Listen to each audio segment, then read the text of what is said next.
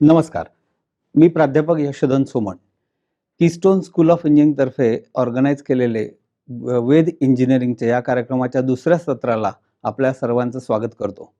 विद्यार्थी, पालक आणि इतर प्रेक्षक या कार्यक्रमामार्फत इंजिनिअरिंगच्या दिशा, इंजिनिअरिंगचे वेगळी बॅकग्राऊंड आणि इंजिनिअरिंगमध्ये असलेले भविष्य या विषयात माहिती जाणून घेण्यासाठी खूपच उत्सुक आहेत. मागच्या सत्रामध्ये आपण मेकॅनिकल इंजिनिअरिंग, त्या ब्रँचमधल्या भविष्यातील संधी आणि रोजगारांच्या संधी या संदर्भात 2 तज्ज्ञ लोकांना प्राचारित केलं होतं. आजच्या सत्रामध्ये दुसरी महत्त्वाची ब्रँच म्हणजे इलेक्ट्रॉनिक्स अँड टेलिकम्युनिकेशन आणि त्याच्या अलाइड ब्रँचेस या संदर्भात माहिती घेण्यासाठी आपण इथे जमले आहोत. जसं मी तुम्हाला म्हणलं की या कार्यक्रमासाठी कुठलाही काउन्सिलर किंवा अकॅडमिशियन बोलवण्यापेक्षा सुद्धा ज्या व्यक्तींनी इंडस्ट्रीमध्ये काम केलं आहे, 20 ते 25 वर्षाचा अनुभव त्याच्याकडे आहे आणि ज्याला पुढच्या 25 वर्षाकडे बघायची एक दृष्टी आहे, अशा माणसाकडनं जर आपण ह्या वाटा समजून घेतल्या आणि त्याच्यात असणारे खाचखळग्याबद्दलची माहिती घेतली, तर त्या माहितीचा उपयोग करून तुमचं चांगलं डिसिजन मेकिंग होईल. आणि ह्याच ऑब्जेक्टिव्हला हाती धरून आम्ही आजचे जे तज्ज्ञ मंडळी आहेत त्यांना प्राचारण केलं आहे. आपले पहिले तज्ज्ञ आहेत ते डॉक्टर रवींद्र उडगीकर सर, नमस्कार. आणि दुसऱ्या तज्ज्ञ जे आहेत ते आपल्या राखी देशपांडे मॅडम, नमस्कार. सर्वात प्रथम मी रवींद्र उडगीकर सरांचा उल्लेख करून देतो. रवींद्र उडगीकर सर म्हणण्याच्या ऐवजी मी त्यांना डॉक्टर रवींद्र उडगीकर म्हणतो. सुरुवात त्यांची BE in electronics and telecommunication अशीच केली. त्याच्यानंतर ह्याच्यातच पोस्ट ग्रॅज्युएशन करून पण डॉक्टरेट मात्र त्यांनी मॅनेजमेंटमध्ये मिळवली. 35 वर्षाच्या अनुभवात त्यांनी प्राज इंडस्ट्रीत आता ते व्हाईस प्रेसिडेंट आहेत. पण त्याच्या आधी त्यांनी Suzlon, Sterlite communication, Tata Honeywell अशा वेगवेगळ्या कंपन्यांमध्ये, आणि ते सुद्धा भारतात नाही पण भारताबाहेर सुद्धा वेगवेगळा अनुभव घेतलेला आहे. तर अशा व्यक्तीचं मी परत एकदा स्वागत करतो. ह्याचबरोबर आपल्याकडे दुसऱ्या ज्या तज्ज्ञ व्यक्ती आहेत त्या माननीय राखी देशपांडे मॅडम. राखी देशपांडे मॅडम यांचा अनुभव गेले 20 वर्षाचा आहे. हा अनुभव त्यांचा HR रिलेटेड म्हणजे टॅलेंट ॲक्विजिशन या सेक्टरमध्ये आहे. IBM सारख्या मोठ्या कंपनीमध्ये त्यांनी 15 वर्ष काम करून आत्ता त्या झोरियन टेक्नॉलॉजी नावाची कंपनी, ज्या कंपनीमध्ये 5,000 लोक काम करतात, अशा कंपनीच्या त्या हेड HR म्हणून काम करतात. तर दोन्ही मान्यवरांचं परत एकदा शालाका फाउंडेशनतर्फे स्वागत. इलेक्ट्रॉनिक्स अँड टेलिकम्युनिकेशन म्हणजे ही ब्रँच मला खूप, ज्याला आपण असं म्हणतो, या ब्रँचनी प्रचंड कामगिरी करून दाखवली की, आणि ह्या इलेक्ट्रॉनिक्स अँड टेलिकम्युनिकेशनमध्ये मला पूर्वी आठवते ह्या ब्रँचकडे प्रचंड क्रेज असायची. तर रवींद्र सर, तुम्ही ह्या कॅनव्हासबद्दल काय सांगाल की इलेक्ट्रॉनिक्स अँड कम्युनिकेशन इंडस्ट्री म्हणजे नक्की काय, आणि थोडासा रेफरन्स याचा इलेक्ट्रॉनिक्स अँड टेलिकम्युनिकेशन ह्याच्यात डिफरन्सिएशन काय? मला आठवतंय 80च्या दशकामध्ये इलेक्ट्रॉनिक्स अँड टेलिकम्युनिकेशन या ब्रांचचा उदय होऊ लागला होता. मेकॅनिकल, इलेक्ट्रिकल आणि सिव्हिल या मूलभूत किंवा मदर डिसिप्लिन्स म्हणून जाणल्या जातात. इलेक्ट्रॉनिक्स टेलिकम्युनिकेशन हे तेव्हा त्याचं एक ऑफशूट म्हणून नावरूपाला यायला लागलं होतं. जेव्हा आम्ही इंजिनिअरिंग केलं 1990 साली, तेव्हा त्याचा उदय होत होता आणि खूपच, जसं आपण म्हणतात, क्रेज तशी तेव्हा होती. आणि लास्ट 2-3 दशकांमध्ये या इलेक्ट्रॉनिक्स अँड टेलिकम्युनिकेशननी खूपच मोठी प्रगती करून दाखवली. त्याचा जर का मांडणी करायची झाली तर मी साधारण 3 ते 4 सेगमेंट्स किंवा भागांमध्ये त्याची मांडणी करीन. पहिला भाग आहे तो कन्झ्युमर इलेक्ट्रॉनिक्स, की आपण जे काय आपल्या घरात इलेक्ट्रिकल गॅजेट्स, व्हाईट गुड्स वापरतो त्याला आपण कन्झ्युमर इलेक्ट्रॉनिक्स म्हणतो. जे कन्झ्युम करतात ते, की ज्याच्यामध्ये LG, सॅमसंग यासारख्या कंपनीज खूपच प्रचलित आहेत. दुसरा जो आहे तो इंडस्ट्रियल इलेक्ट्रॉनिक्स, की ज्याच्यामध्ये इंडस्ट्रीजना लागणारं इलेक्ट्रॉनिक्स हार्डवेअर अँड सॉफ्टवेअर, की DCS म्हणू किंवा स्केडा सिस्टम्स ह्याचा अंतर्भूत याचा हे येतात. त्याच्यामध्ये जॉन्सन कंट्रोल्स, हनीवेल यासारख्या रिनाऊंड कंपन्यांचा समावेश होतो.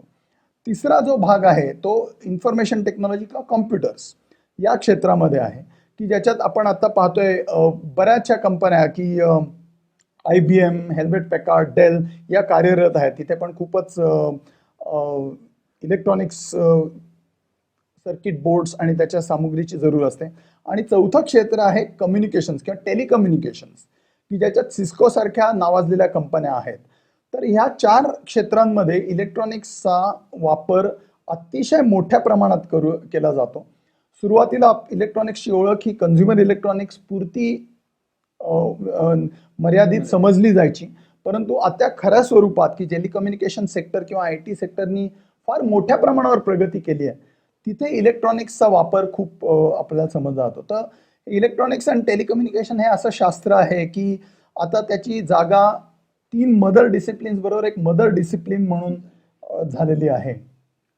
तर मॅडम, तुम्हाला HR या दृष्टीने असा प्रश्न विचारतो की आमचा विद्यार्थी आता 12वी पास झालेला आहे, तर त्याच्या पालकांना जर समजा त्याला इलेक्ट्रॉनिक्समध्ये ॲडमिशन घ्यायची इच्छा असेल, तर त्याला कुठल्या गोष्टींची, म्हणजे त्याला आपण म्हणतो ना, असं आम्ही म्हणतो मेकॅनिकल तुला घ्यायचं असेल तर तुला थोडीशी यंत्राची माहिती पाहिजे, तसं इलेक्ट्रॉनिक्स घेण्यासाठी त्याला कुठल्या पद्धतीची कुशलता असावी, असं काही सांगू शकाल का? हो. तर इलेक्ट्रॉनिक ENTC ही जर ब्रँच घ्यायची असेल इंजिनिअरिंगची, तर आय थिंक काही गोष्टी ज्या आहेत त्या खूप मूलभूत तुमच्या स्वभावात आणि आवडीच्या असायला पाहिजेत. एक आहे फंडामेंटल मॅथमॅटिक्स, कारण त्याच्यामुळे कोणत्याही इंजिनिअरिंग क्षेत्राचा आणि स्पेशली ENTCमध्ये त्याचा बेस तयार होतो. तुम्हाला गणिताची आवड पाहिजे. त्याच्यानंतर तुमचं फिजिक्स केमिस्ट्रीमध्ये चांगला हात तुमचा असला पाहिजे. आणि हे सगळं असताना जर तुम्हाला त्या विषयाची टेक्नॉलॉजीची असल्याची आवड नसेल तर ते कोपअप करणं खूप अवघड जातं.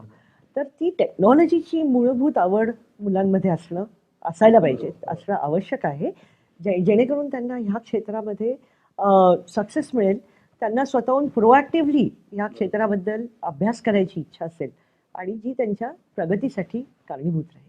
आता ही इलेक्ट्रॉनिक्स आणि ENTC या 2 ब्रँचमध्ये सर, जर 12वीचा आमचा विद्यार्थी आला तर त्याला 4 वर्षात इंजिनिअरिंगच्या अभ्यासक्रमात नक्की काय काय शिकवलं जातं? इलेक्ट्रॉनिक्स मगाशी सांगितल्याप्रमाणे इलेक्ट्रॉनिक्स ब्रांचचा स्कोप किंवा त्याची क्षितिज फार मोठी झाली आहे. तर एक भाग तेथे शिकवला जातो खास करून म्हणजे हार्डवेअर, की जे basically micro processor, micro controllers, chips किंवा सेमीकंडक्टर्स आपण म्हणतो, की जे सगळ्याच आजकालच्या स्मार्ट गॅजेट्स किंवा स्मार्ट डिव्हाइसेसमध्ये त्याचा वापर केला जातो. दुसरं आहे त्यांना सॉफ्टवेअर कोडिंग किंवा प्रोग्रॅमिंग याची तोंड ओळख नाही, तर ॲक्च्युली बऱ्यापैकी प्रोफिशियन्सी लेवलपर्यंत जाणून, कारण इलेक्ट्रॉनिक्स ही असं डिसिप्लिन आहे की जी IT सॉफ्टवेअर बरोबर आणि कॉम्प्युटर बरोबर पण जोडून काम करते. त्यामुळे त्या क्षेत्रामधल्या सीमलेस घडामोडींकरता इलेक्ट्रॉनिक्सच्या विद्यार्थ्यांना बेसिक प्रोग्रॅमिंगचं नॉलेज, कोडिंगचं नॉलेज हे जाणून घेणं फार जरुरी असतं. त्यामुळे त्याचा पण एक प्रभाव आपल्या सिलेबसमध्ये असतो. तिसरं आणि सगळ्यात महत्त्वाचं म्हणजे ॲप्लिकेशन बेस्ड लर्निंग असतं, की नवीन नवीन क्षेत्र जी उदयास येत आहेत तिथं कुठल्या कुठल्या टेक्नॉलॉजीज प्रिव्हेलंट आहेत. फॉर एक्झाम्पल आजचं युग आहे डिजिटलायझेशनचं युग आहे. तर डिजिटलायझेशनच्या युगामध्ये artificial intelligence, internet of things, big data किंवा डेटा ॲनालिटिक्स अशी जी अप्लाइड सब्जेक्ट्स आहेत त्याची पण चांगली त्याच्यामध्ये समावेश असतो. तर थोडक्यात काय, इलेक्ट्रॉनिक्स अँड टेलिकम्युनिकेशन क्षेत्रामध्ये जसे विद्यार्थी 4 वर्ष ह्या 3 गोष्टी शिकल्यानंतर त्यांची तयारी ही कोर इलेक्ट्रॉनिक्स क्षेत्रात तर आहेच, पण त्या सोडून सुद्धा इन्फॉर्मेशन टेक्नॉलॉजी, कम्प्युटर इंजिनिअरिंग आणि त्याच्याबरोबर मेकॅनिकल इंजिनिअरिंग याच्यात पण, कारण आपण मेकॅनिकल इंजिनिअरिंगमध्ये पण खूपसं आजकाल ऑटोमेशन बघतो, की ज्याच्यात इंडस्ट्री 4.0 म्हणतात, त्याच्यात ऑटोमेशन किंवा रोबोटिक्सचा खूप प्रभाव आहे. तर basically it is all working on electronics circuitry. त्यामुळे इलेक्ट्रॉनिक्सच्या 4 वर्षाच्या कोर्समध्ये असे विषय शिकवले जातात की ज्याचा ओव्हरलॅप म्हणून या इतर क्षेत्रांवर पण असतो. त्यामुळेच मगाशी मी पहिल्यांदा म्हणल्याप्रमाणे इलेक्ट्रॉनिक्स ही आता मदर ब्रांच म्हणून नावारूपास येऊ लागलेली आहे.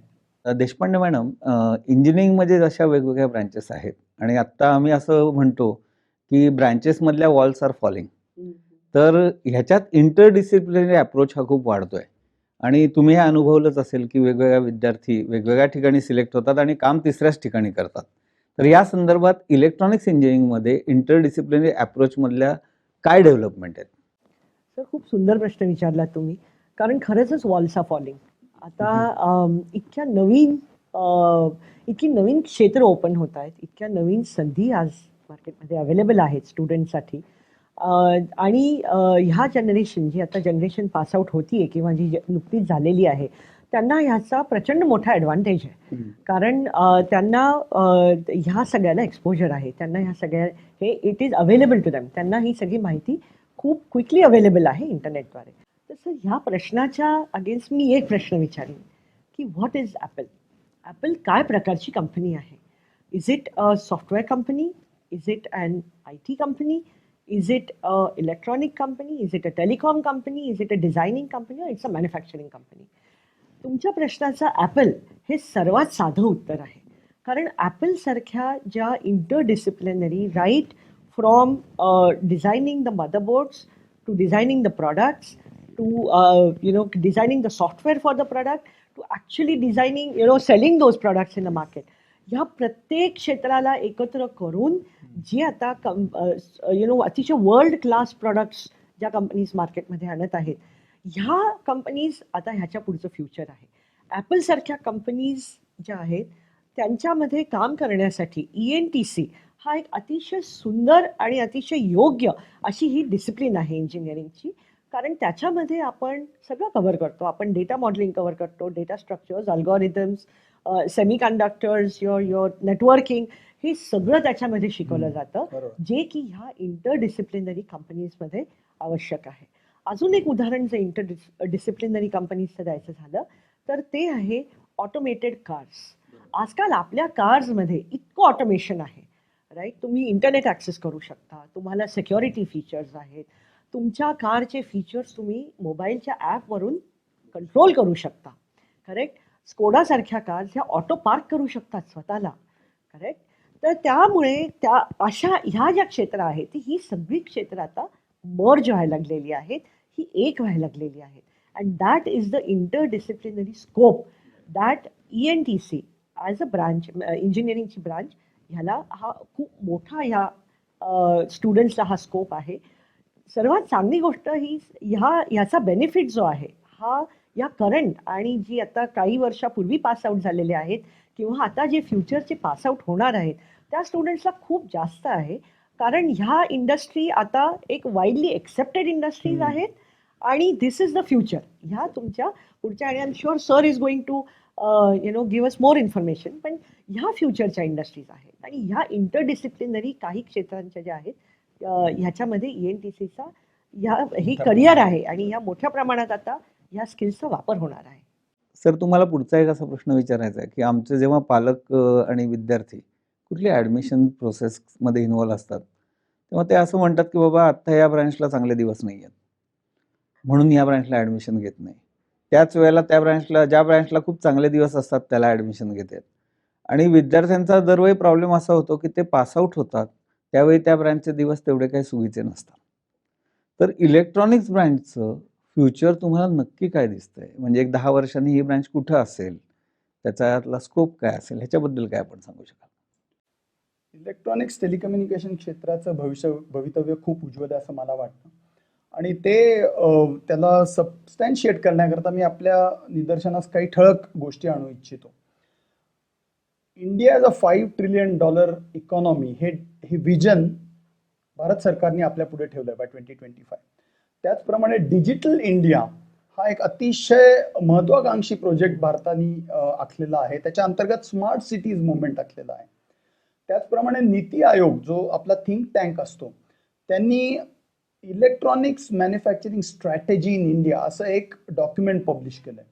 तर या सगळ्या आपण डॉक्युमेंट्स पाहिलेत तर याच्यातनं इलेक्ट्रॉनिक क्षेत्राला त्यांनी फार मोठा पुश आपण ज्याला म्हणतो तो दिलेला आहे. आपण आता असं बघूयात की आज भारताची चायनावर डिपेंडन्सी इलेक्ट्रॉनिक क्षेत्रामध्ये खूप आहे. जवळपास 98% components used in any electronic circuits are imported from China. आत्मनिर्भर भारत अंतर्गत योजनेमध्ये इलेक्ट्रॉनिक्स मॅन्युफॅक्चरिंग इन इंडिया ह्याला फार मोठा एक पाठपुरावा सरकार करत आहे. तर याच्या अंतर्गत ICs, मायक्रोप्रोसेसर्स, इलेक्ट्रॉनिक कॉम्पोनंट्स, LED आणि LCD मॅन्युफॅक्चरिंग, त्याचप्रमाणे augmented reality, virtual reality, robotics, drone, यासारखे वेगवेगळी नवीन क्षेत्र इलेक्ट्रॉनिक्स मॅन्युफॅक्चरिंग करता भारतामध्ये उदयास येत आहेत. त्यासाठी वेगवेगळ्या पॉलिसीज पण भारत सरकारने आखलेल्या आहेत आणि त्यानुसार प्रचंड प्रमाणावर रोजगार याच्यामध्ये निर्मितीची फार मोठी शक्यता निर्माण झाली. सगळ्यात मोठं जीची एक इस्टॅब्लिशमेंट आहे R&D आउटसाइड अमेरिका.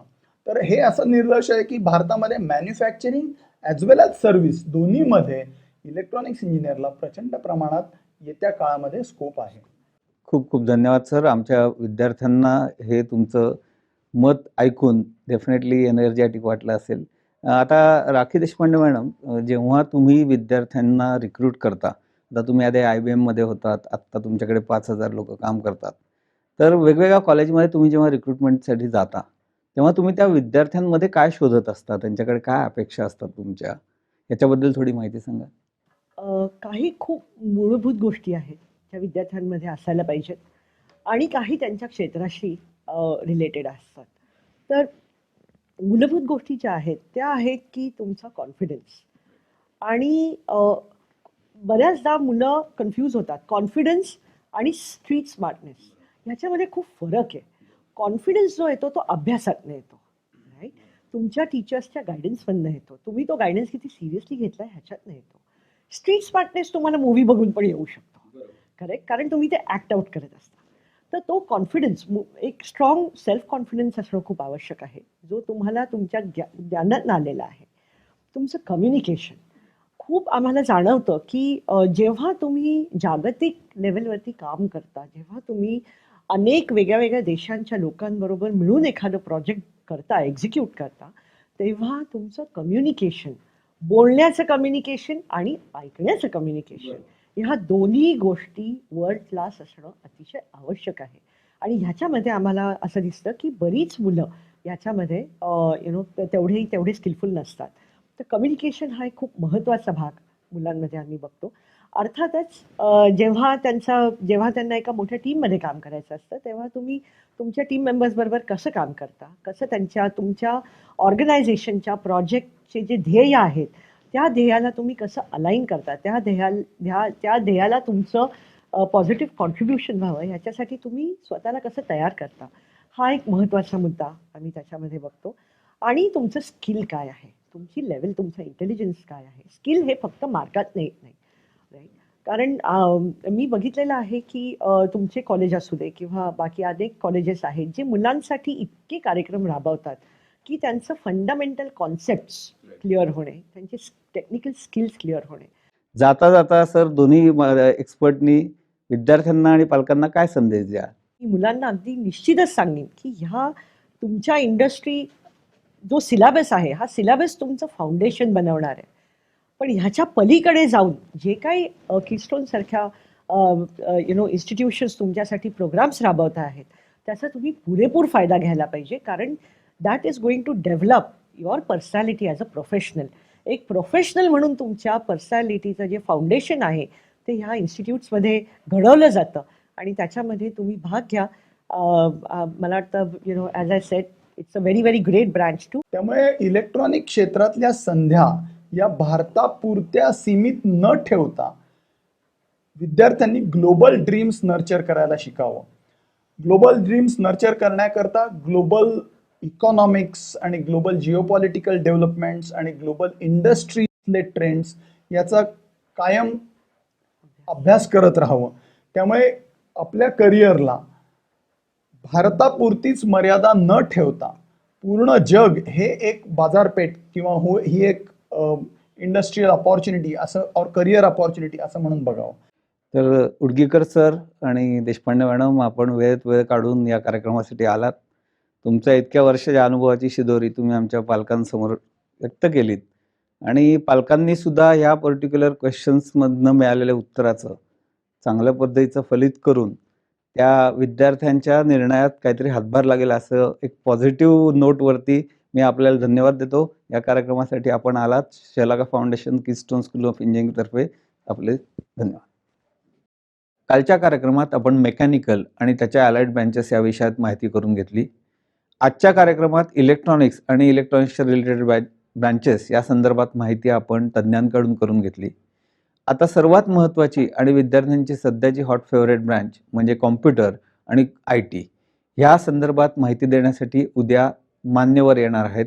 तरी सर्वांनी शेवटच्या कार्यक्रमाला सुद्धा तसाच आस्वाद घ्यावा. धन्यवाद.